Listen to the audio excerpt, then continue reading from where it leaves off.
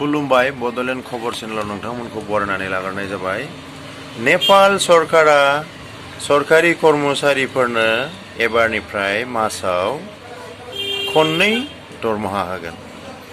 बिथांमोनहा 15 दिननि गेजेराव माने 15 दिनाव खनसे 15 दिनाव खनसे दान मोनसेयाव खननै दरमाहा होगोन। बेखौ बिथांमोनहा नेपाल सरकारनि फाइनान्स डिपार्टमेन्टआ रांखान्थि बिभागा 17 एप्रिलाव बेखौ बे थांखिखौ बिथांमोना आजावो। बेनिफ्राय बे थांखिखौ आजावनायनि गुदि जाहोनखौ होदों बिथांमोना देशनि रांखान्थिया जाहाथे माने डेभेलप जाफिनो जौगाखांफिननो हायो बेनि थाखाय माने सरकारि कर्मचारिफोरनि आखायाव जाहाथे रांखान्थिया सब समय गोख्रों जानानै थायो। माने दान मोनसेयाव खनसे दरमाहा मोनोबा माने दरमाहा मोननायनि आगोलनो जोबो नालाय बेखौ बिथांमोना बेनि थाखायनो बे थांखिखौ लादों। दानि गोदान सरकाराथ' बालेन्सा सरकार बेनो नायनि बेयो माबादि बिथांमोननि हादरनि नेपाल हादरनि रांखान्थिखौ माबादि जौगाहोनो हायो।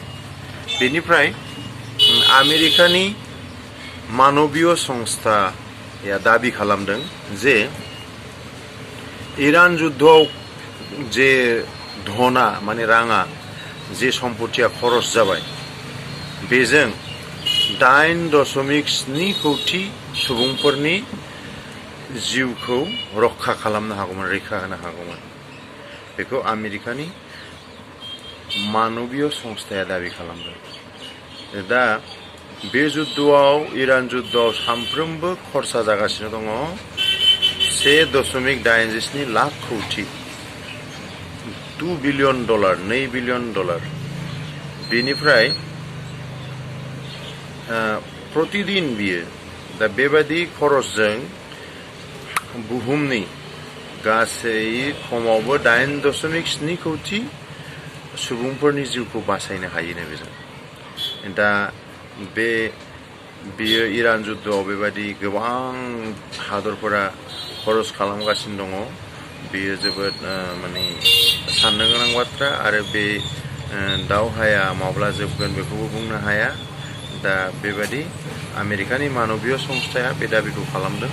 बेयो जोबोद गुरुत्व गोनां खोथा आरो बेबादि जुदि दावहाया थाब जोबाबा बेसेबां हादरनिथ' नङा बुहुमनि थाखाय बेसेबां खथि बुहुमनि सुबुंफोरनि थाखाय बेसेबां खथि बेयो दा बयबो माने नुगासिनो दं साधारन रायजो राजाफ्रा।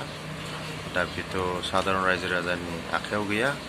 मोनफ्रोम हादरनि दैदेनगिरिफ्रा बेखौ गोसो जायोबा सान्थि भाबै समाधान खालामनो हायो दावहा गैयाजासे।